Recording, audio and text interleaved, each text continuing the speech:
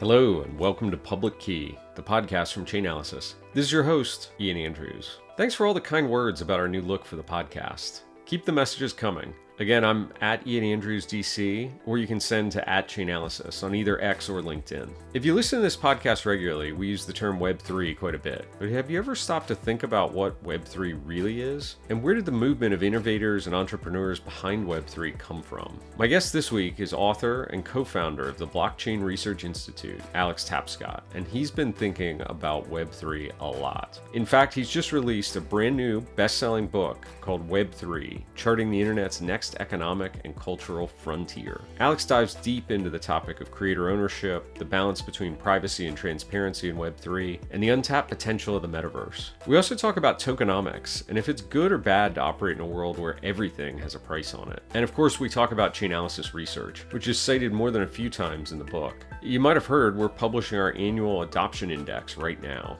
This past week, we just published a blog focused on East Asia. It's the fifth most active crypto market that we study and accounts for almost 9% of global crypto activity between July of 22 and June of 23. If you'd like to learn more about how crypto is being adopted in East Asia, head down to the show notes to find the link to the complete blog.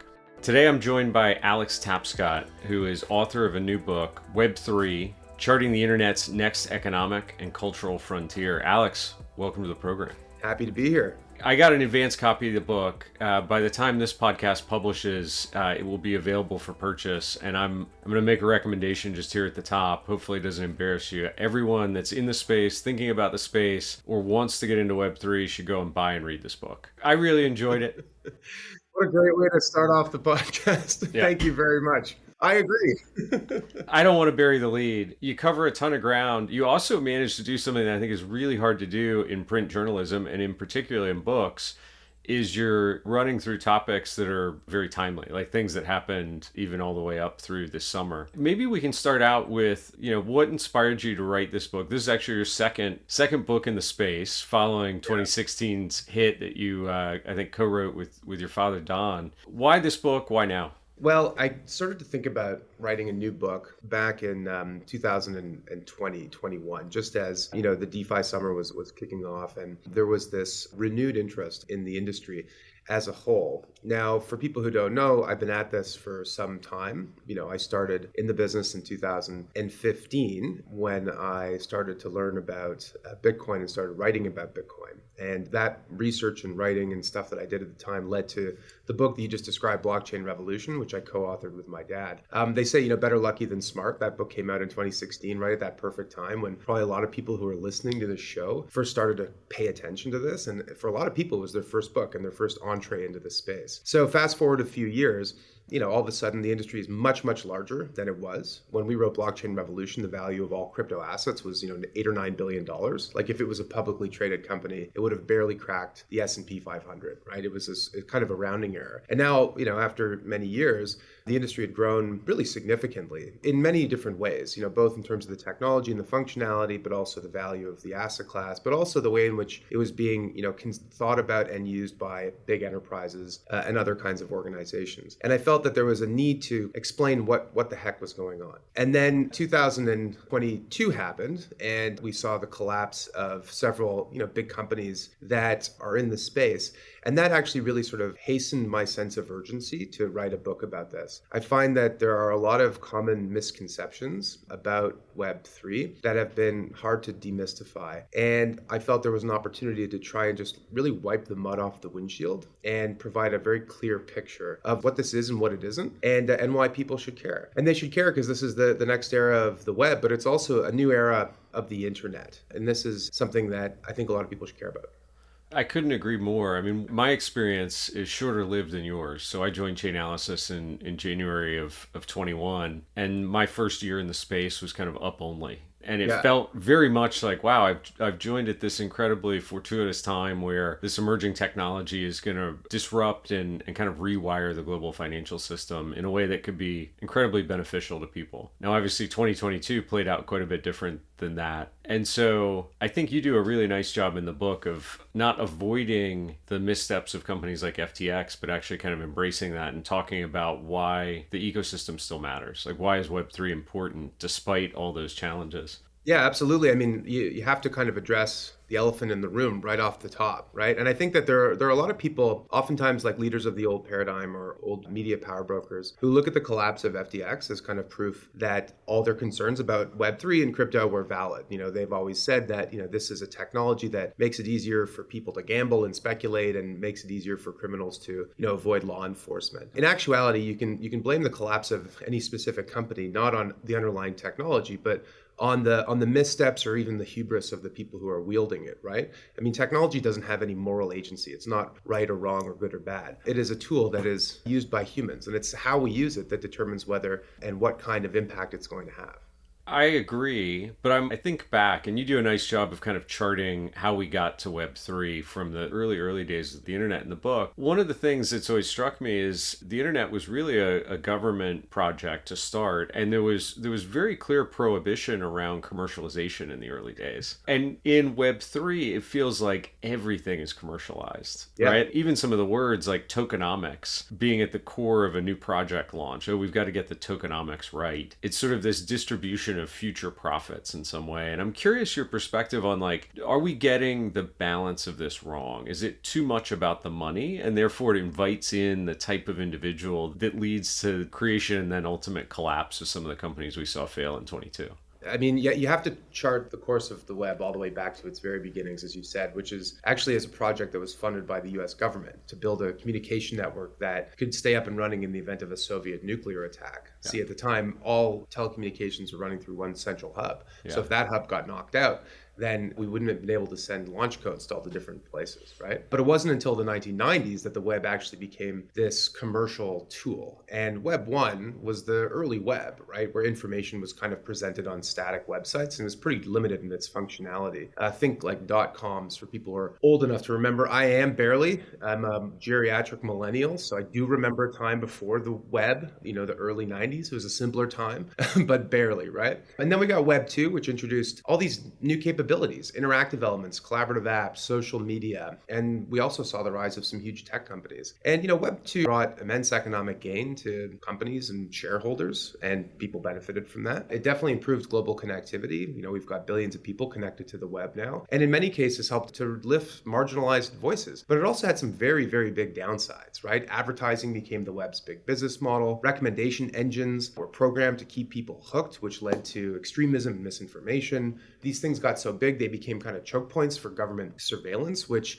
has occurred in the States to a lesser extent. But in China, the big tech giants have become an arm of the Communist Party. And the other thing, to your earlier point about disrupting finance, is that in many ways they kind of enriched financial intermediaries with actually relatively little innovation. Because we didn't have a way to move value peer-to-peer in a digital medium, we still had to rely on traditional banks and other middlemen. And the other thing too is that they sort of lent themselves to these natural monopolies where certain companies became dominant in individual fields. And in the case of, say, the operating system world, that means a 30% levy on users, developers, companies who are trying to launch businesses, which is actually harmful to entrepreneurship. So now we're on the brink of this new web, right? The read, write, own web. And own is the operative word here, right? This new web puts users in control with ownership of assets, data, content, and creative works, art and collectibles, things that they might create that are valuable. And in the book, I talk about these 4 principles of Web3. And I'm getting back to the point you made, which is that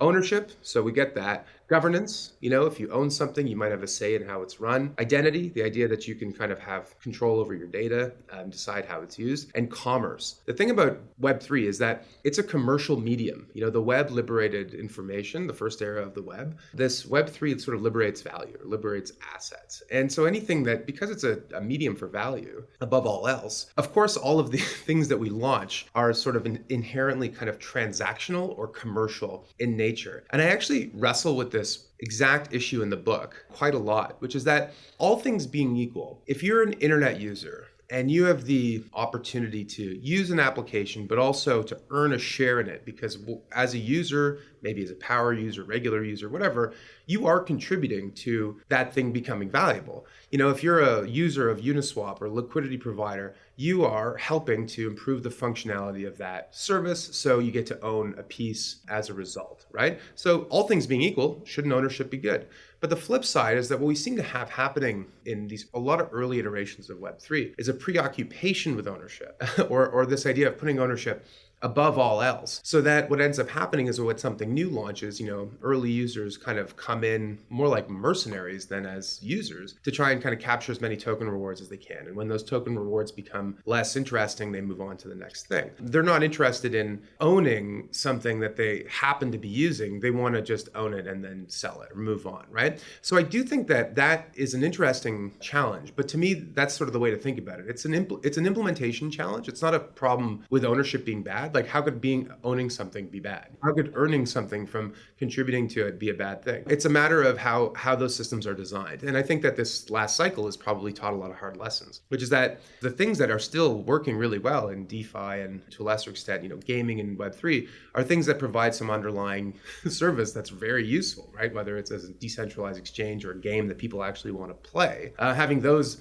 components are necessary, I think, to making ownership work, right? Yeah. So it's almost like ownership is a necessary but not a sufficient part of anything becoming really, really valuable. And I think that's something that we kind of already know from the real world. So I agree with this is an important question, but I think that there is an answer to it. Maybe it's simply a sequencing where make money shouldn't be step one. Like there actually has to be a product or a service that someone enjoys or renders some utility or value before the economics of the system are necessarily decided and the future profits are doled out via locked up pre-issue tokens. Yeah. Maybe not. One of the topics that I think traces through the book is this idea that Web3 is distinct from Web 1 and 2 and that it really enables creator ownership. You know what? I'm not very artistic. I'm kind of like a mediocre writer, right? Really just corporate writing. So can't play music. So, I hear that and conceptually it makes sense. I want people who are creators to be successful, earn value for whatever they make. Yeah. But I wonder like the balance of creators to consumers. Like I see myself personally as being a consumer almost exclusively, maybe barring this podcast. You're creating right now. Yeah. Yourself short. I realized that mid-sentence and I was like, well, maybe the podcast is an exception here. But it's always struck me that, of the 8 billion people on the planet, it's a relatively small percentage of people that are creators. And so when I hear that Web3 is for the creators to then own the created works or participate in that creator economy, I wonder, are we catering to a small audience or am I thinking about this wrong? I love that question. I thought about the question of what's the total addressable market for Web3 before. And, I think that we've seen it grow, so we should be humble in any predictions that we make. But maybe this is something that appeals to a really big part of the population, like say 400 million people or 800 million people. And that number, is not just something I pulled out of a hat. It's like in the book, I talk about console gaming, right? So before free-to-play gaming came along and people started gaming on their phones, like playing video games, there was sort of like a ceiling on how many people were willing to go out and spend $500 on an Xbox and buy a bunch of discs and, play with controllers with buttons they had to learn, right? It's a huge market, bigger than Hollywood, but not every human being on the planet. And sometimes I think about how important is ownership really to people. It could be huge. It's 10, 15, 20 times bigger than it is today, just in the short term. That's my view. But does it in 5 years or 7 years, are we capped out at half a billion people? By the way, if you're a Web3 entrepreneur, you should be like licking your chops because that's a huge market, but maybe it's not everybody. My personal view is that eventually everyone will interact in some way with this technology. And in some ways it might be more active and in other ways it might be more passive. Like, you might be sending money to your kid and studying abroad and you're using a stable coin and you don't even know it or something like that. But for the active sort of Web3 participation, maybe it's a smaller number. When it comes to creators specifically, I think it's also a really interesting question, which is that, you've got to get creative people to also embrace this toolkit as a way to earn more money for their creative works. Now, a lot of that is just, again, an implementation challenge of creating user interfaces and experiences that people can use very seamlessly, but you also have to get them onto that platform. For most of human history, like technology has been a huge tailwind for creators. Before the industrial age, the way that any decent creator got paid was through patronage, right? You had to have some wealthy patron who's willing to like support your work. Technology made it so that you could sell your stuff to a mass market, whether it was a record or a CD or, a song on the radio or a lithograph, or a novel printed, and by a printing press. Like you needed these tools in order to like reach a mass market. And so the 20th century was almost like kind of a golden age for creators. And now technology seems to have a bit more of a spotty sort of track record, right? So the internet, for example, the first era of the internet, which encompasses Web 1 and Web 2, took this thing that was an asset, whether it was like a record or a CD or, a piece of art, whatever, and turned it into this free commodity because it was run through the printing press of the web. And so then we got a whole new set of intermediaries, platforms that sat in the center and basically acted as the distribution channels for all art and creative work, TV, film, music, and so forth. Now, the upshot of all that is that creators get paid less than they ever have before on sort of a per unit basis. And there's very little transparency into how their work is being monetized. So it's clear to me at this point that culture needs a new business model. And the way that we get there is with the Web3 toolkit. We need a way for artists to be able to monetize their work, to track how it's used, especially with the rise of large language models and other AI tools, like how is IP and other content being accredited. We need new ways to fund creative ventures, and I think NFTs and token launches are a really fascinating way of doing that, especially for underrepresented communities where maybe there isn't a big capital market to fund those kinds of ventures. And we need new kinds of digital artifacts to be able to sell to fans as a way to broaden sort of the audience or the addressable market for creators. And I think you want art to thrive, and if you want culture to remain relevant and for creators to get paid, then you need to figure out a way to allow them to grow with technology, or to allow technology to be part of the solution and not the problem. It's a good point. It kind of reminds me of Kevin Kelly's essay, 1,000 True Fans, right? Where you don't need to have a billion people follow your artwork or read your book of poetry. You just need 1,000 true fans, and that likely supports your endeavors, which is... Sure. If 1,000 true fans pay you $100 a year, you're there. That's right. And as a creator, if that's what you really want to do. And the internet has made reaching those 1,000 people easier than it's ever been before. And I think Web3 probably gives you a venue for connecting to audiences that maybe otherwise you wouldn't have. Last week's episode of Public Key, we had a charity who's trying to tackle some of the challenges of ocean plastic pollution, and they're launching an NFT collection in order to try and connect with a new generation of concerned supporters of their program, but a kind of an alternative fundraising mechanism, which I think is a pretty interesting. Well, I mean, there are lots of great examples of this. Yeah. And what's interesting about Web3 is that these things seem to work better when people are feeling more optimistic about the value of assets, which is, again, another thing that's just so fascinating about Web3. But if you look at like the Ukrainian war, in the early days of the war, the Web3 community raised millions and millions of dollars in aid that went directly to the Ukrainian military. So like Volodymyr Zelensky said in the early days of the war, like, I don't need tweets or your posts. What I need is ammunition. Well, in the case of, Web 2, the way to be an activist was to post something inspirational, right? Or to show your support, or to, change your avatar to like a Ukrainian flag, which is all maybe useful, but, it's not answering the call to arms, right? And what's interesting about Web3 in this asset class is that literally those people were putting guns into the hands of the Ukrainian people. And what was also really interesting about that particular example was that the army itself was actually asking for crypto. Because, look, you're being invaded. Like, what are you going to do? Send it to the bank? What happens when the Russian army rolls into town? So this was a way to have the money and resources you needed while also the benefit of self-custody and the ability to take it with you. So just kind of a fascinating example of how the strange and unintended and kind of amazing consequences of technology, that just being one of many examples. I'm curious how you think about privacy and anonymity in Web3. Like, one of the beautiful things I think about what's been built in the context of public blockchains is transparency. We can suddenly see where all the money's going. Like, we don't need to take the Ukrainians' word for it. We can actually see the funds being transferred to them and have some sense maybe even of where they're then using those funds to support humanitarian relief or military operations. But it seems like we also struggle with the concept of privacy a little bit in Web3. And maybe this falls in the category of one of your implementation details where we haven't quite figured out the right model. What do you think? The solution is privacy for the individual, transparency for the system. Yeah. And that's the balance that we need to strike. So transparency for the system is we have this open, public, forum platform where we can see who sent what to whom and for how much and for what purpose, but we don't know who the whom is in this context, right? And I think that if we can create greater transparency at the network and market and system level, then we're going to be able to have an economy that runs better and is more, because it's more transparent, is going to be more trusted.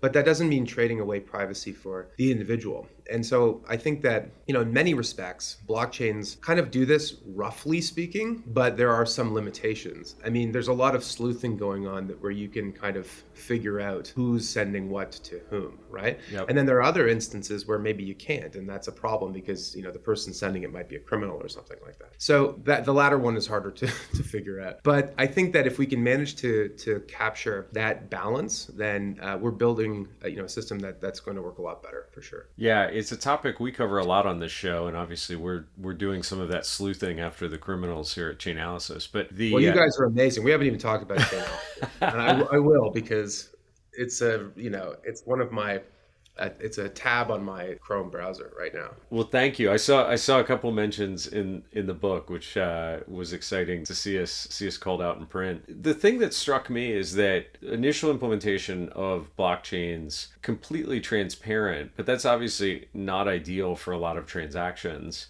And so in lieu of privacy, the feature was described as anonymity. Well, hey, everyone can see transactions in and out of a given wallet, but they don't know that's Alex's wallet or Ian's wallet, so it doesn't really matter. You've got transparency and anonymity as a replacement for privacy has kind of been the state of implementation. But it turns out that anonymity is not really as solid as it was maybe advertised to be or thought at one time to be. And so now you've got this gap, which seems like it's an implementation hurdle. Like I've talked to a number of people in your old world of traditional finance who are like, we love the benefits of instantaneous settlement and, removing some of the kind of legacy intermediaries that exist in the financial system, replacing that with modern technology is great, but we can't be in a position where everybody can watch our activities because it eliminates our opportunity to profit. And so we need privacy to be layered on this. And it feels like there's a lot of people working on this. You have a whole section on zero knowledge proofs is like one area, but I feel like that's the next wave of innovation that maybe brings on another tranche of adoption. I agree. Yeah. There are lots of use cases where it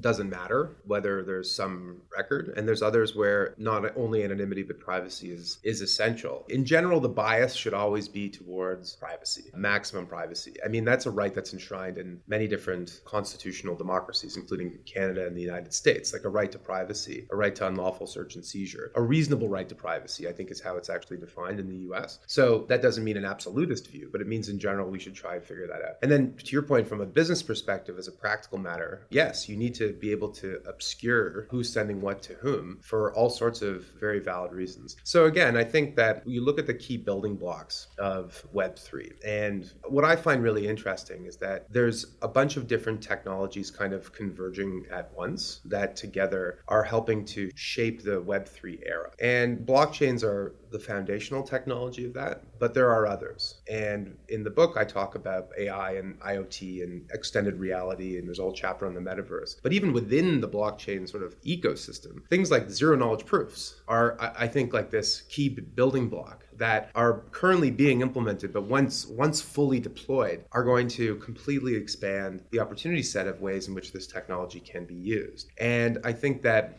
it's not a reason why the fact that today the transparency is a concept that has flaws is not a reason that blockchains and Web3 are a bad idea. It's just an implementation challenge to be overcome, as you said. Yeah, I'm glad you brought up the Metaverse. I was going there next anyway. I was a little bit surprised you actually had a chapter on the Metaverse in the book because it feels like we went from peak Metaverse to no one wants to associate with it. Like the concept is in the deepest trough of disillusionment that I've ever seen in Gartner hype cycle terminology. But you actually seem pretty optimistic on the future here, and you interviewed a number of people who I got that takeaway from as well. Well, so I think from the outside looking in, a lot of successful technologies look like overnight hits, right? I think a lot of people are like, whoa, isn't AI great? ChatGPT, this is amazing. I think what they fail to realize is that like we've gone through multiple AI cycles dating back to the 1960s. So these are all overnight success stories that are decades in the making. When it comes to the metaverse, it's true the metaverse is kind of an amorphous term that I think encompasses lots of different component technologies. But to me, the big one is basically, is the way we're going to interact with the web going to change fundamentally from two-dimensional to three-dimensional? So if Web 1 was the 2D web, literally like a desktop, you've got a website, Web 2 is sort of like the 2.5D web. Right? You're still looking on a flat screen on your smartphone, but it is integrated into your natural world. Like Uber, you're calling, there's a satellite, it's getting a car, it's coming to meet you. So there is a spatial component. And so the question is like, will Web3, will the next era of the web be a fully spatial web? Will the hardware interface for the internet change? And hardware interfaces change regularly, right? Like we went from mainframes to mini computers to PCs to smartphones. So what's next? So I think there is a really important question here about what is next. And the question is, if Apple's new Vision Pro and the next era of headsets really do bring this to the mass market, what is that going to mean from a practical perspective for an internet user? The fact that we wear a headset and we can go visit a metaverse environment that's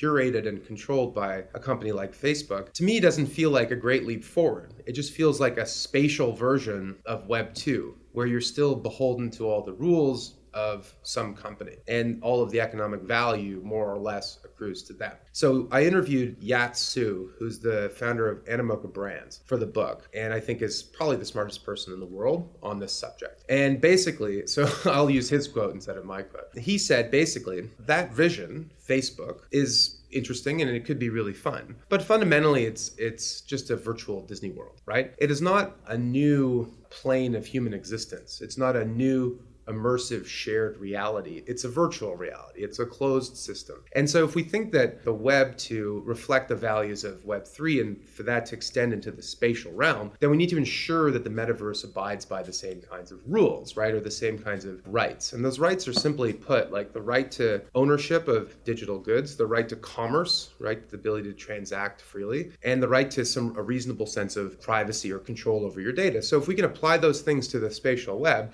then we will have created a Web3 metaverse that I think is going to be a really fun and interesting and dynamic environment rather than just some three-dimensional Web2 experience. I am definitely putting my name down to buy one of those Apple Vision Pro devices, by the way. Me too. They look cool. They look sick. There's a cord to a battery pack because of the weight. The next version will get rid of that, I'm sure. You know, I didn't buy iPhone 1, but I think ever since the 3G version of the iPhone, I've had every version of an Apple device since then. But the Vision Pro seemed remarkably different to me. And I own an Oculus. And I kind of agree with your assessment there, right? It's not, the hardware's not quite there. The experience is very much a walled garden. It's not different than what you get on an Xbox or a PlayStation in terms of like what you can really do with the platform. But I'm optimistic on the Vision Pro for sure.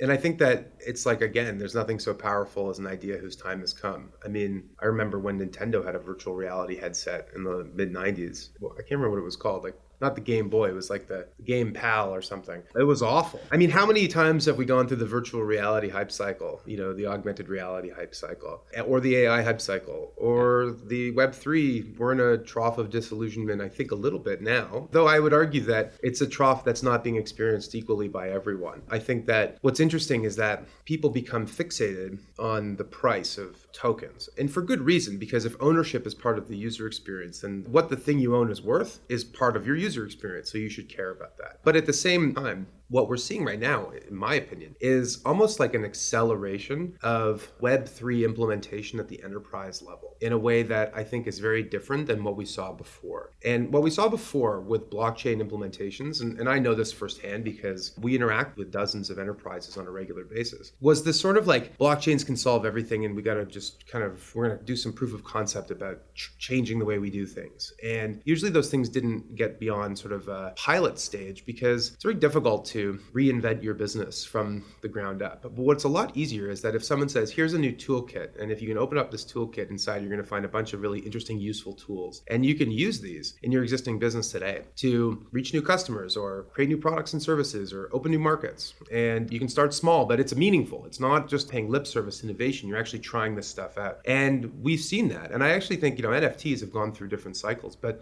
the fact that they created a marketing tool for a lot of like traditional kinds of businesses to experiment with Web3 in a way that I think is going to have long lasting impacts. Like, Nike, for example, with Artifact or Dot Swoosh, or LVMH with its, Tiffany's by CryptoPunks collaboration, or whatever it is. And then the other thing is that, some of these technology tools have gotten to a critical mass where they're now starting to be meaningful for big companies. And I think stablecoins is a really good example of that, right? Where people look at PayPal entering the stablecoin world and think, oh, the big payments giant has come into the market. And in a way, they're correct in the sense that there are 25 million merchants using PayPal and hundreds of millions of users. But the actual business of PayPal is not much bigger than Tether's business. Tether actually makes about the same amount of money if you believe their attestation reports and so forth, just from the nature of their business model, which I won't get into here.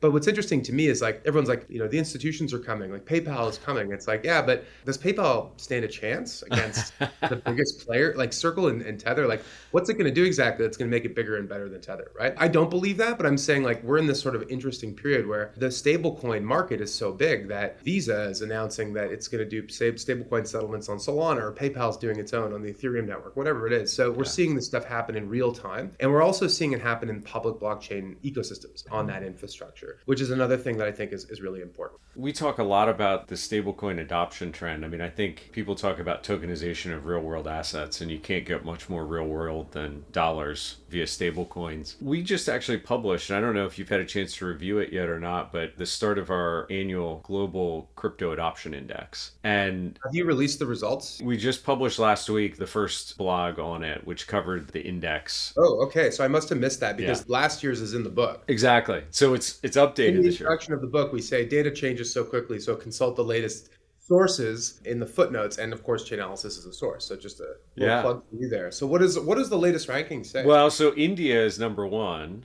Not surprising. Can you talk about the methodology? So it's not just total number of people. It's got to be like a heat map of sorts of like adoption, right? Yeah, we try and control for per capita income in order to pull out some signal from the noise and really look at grassroots adoption. If you just look strictly at dollars in cryptocurrencies, you'd end up with the US as number one in all the permutations, which is not incorrect, but probably not as interesting. In this report, India was at the top of the list, but the top 10 was really dominated by countries across the kind of greater ASEAN, Southeast Asia, South and Central Asia region. And I was curious, in your research, like, what do you think is driving that? You touch on the global South crypto adoption phenomenon a little bit in the book. Like, what is that coming from, in your opinion? Well, partly I do that to dispel rumors, because there's a prevailing rumor that this is a plaything, that tech bros in the States and Canada and elsewhere use to gamble and stuff, which is not actually true. And Chainalysis has done the best work in the world on this to actually say, like, let's just take a pause and actually look at the data. So that's number one, which is like bust the myth. Number two is there's a much more interesting thing that's happening right now. Silicon Valley used to be called a tech Galapagos because of the unique kind of blend of capital and talent and universities and government R&D and big companies and VC investors and so forth that led to the unique breed of species that went on to found the big internet companies. And even though the web was invented in Switzerland by Tim Berners-Lee, it was really like dominated by the States, commercialized in America.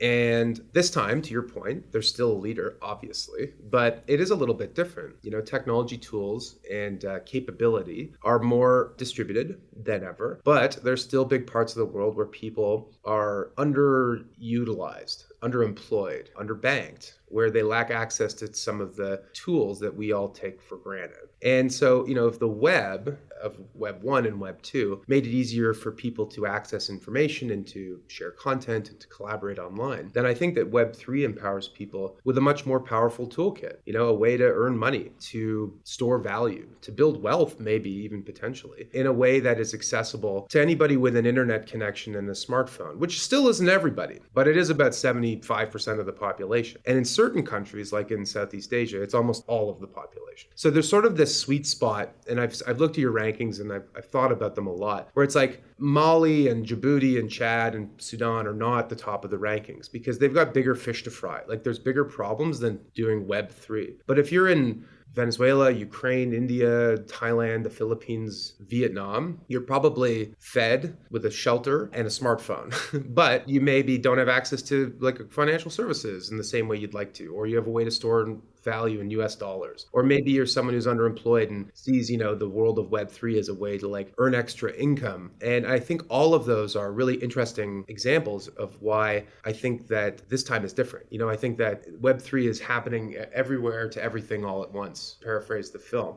And that's something that's really exciting to me because it means that in my travels, like I get to see how this is happening all over the world. I mean, I have so many examples of this, but like I was in Istanbul and giving a briefing for Association of Banks in Istanbul. So like all the biggest financial institutions in Turkey. And the executives at these banks are way more sophisticated and way more knowledgeable about stablecoins and crypto and stores of value. And they all own these assets and everything because they live in a country where the currency is hyperinflationary, where there's capital controls, where people are used to like coming up with creative ways to like protect their wealth and where they're maybe more willing to explore new tools to do that, right? I don't think like that and necessarily, or I do, but people where I live don't necessarily think like that. And it's always just a good reminder that there's a big, big world out there. We've had guests on the program previously, like Ray Youssef, who's doing a tremendous amount of work in Africa and has created a foundation called Built with Bitcoin, which I think is driving some of the adoption. We've had the founders of Busha, which is the largest exchange in Nigeria, and they touch on a lot of the things you just mentioned, like access to capital, strict capital controls, difficulty accessing foreign finance. All of those challenges seem to be pushing people into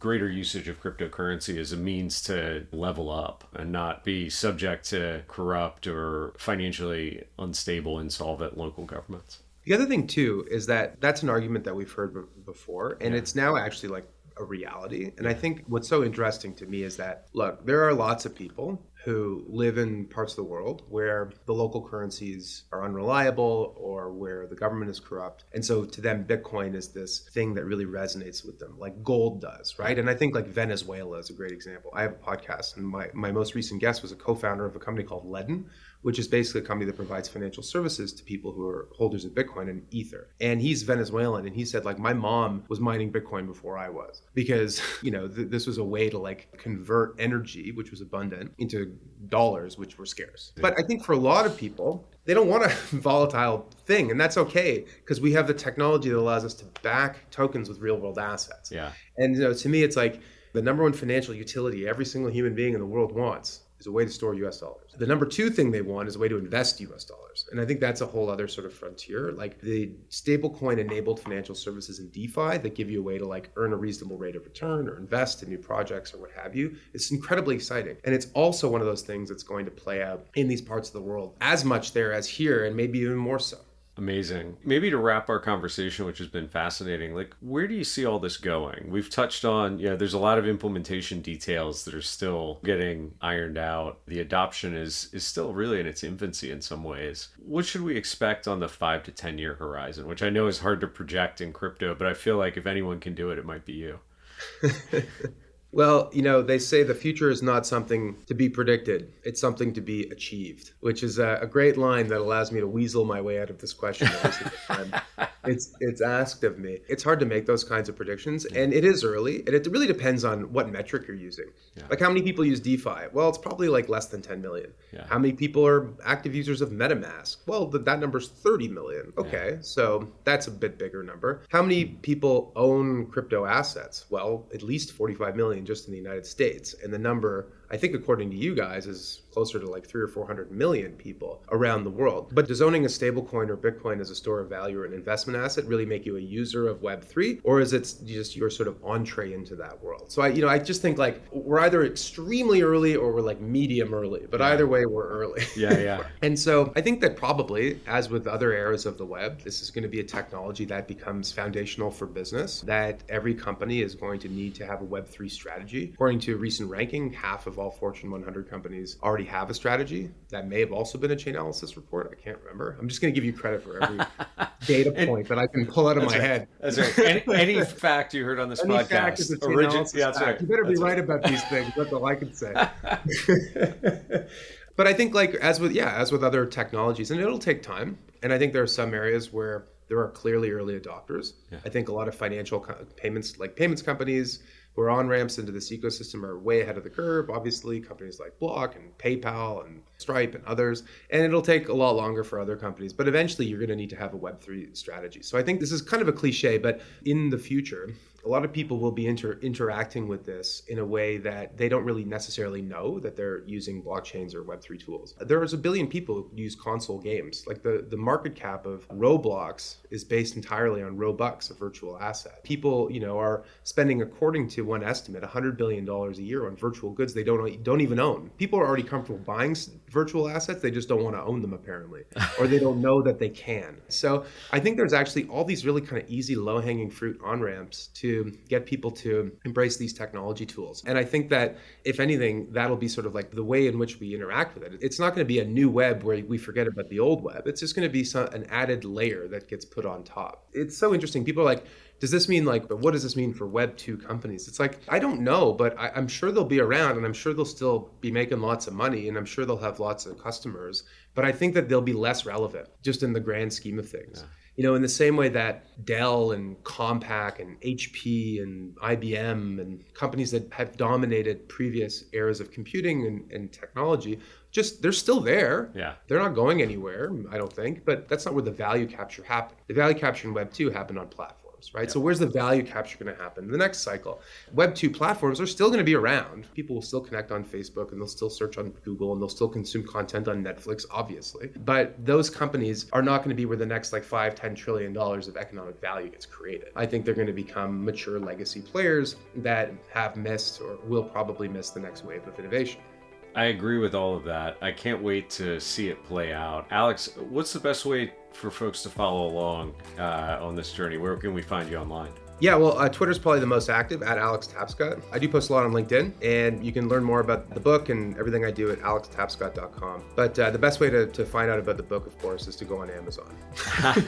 That's right. And everybody should go out. By the time this podcast publishes, the book will be available for sale. You can get it on Amazon or your favorite bookseller. It's called Web3, Charting the Internet's Next Economic and Cultural Frontier. Alex, thanks so much for joining us on the podcast. Yeah, it's been a pleasure. Thanks, Ian.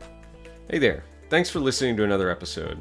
Our team has been working hard to make our content available on all the major platforms. So do me a favor. Right now, take out your phone, head over to your favorite social media app. You can subscribe to our new TikTok, our revamped YouTube. You can sign up for our LinkedIn newsletter, and of course, follow us on X or Telegram. Just search for @Chainalysis. Before you go, last week we highlighted that the United States Department of Treasury had sanctioned individuals involved in illegal fentanyl, cocaine, and methamphetamine trafficking into the United States on behalf of the Mexican Sinaloa cartel. Well, this week, Treasury was back at it. They sanctioned 28 individuals and entities in a China-based network for their role in the global trafficking of illicit drugs. To understand the complex connections between China, Mexico, and drugs showing up here in the United States, head down to the show notes to find the link where you can read the complete blog.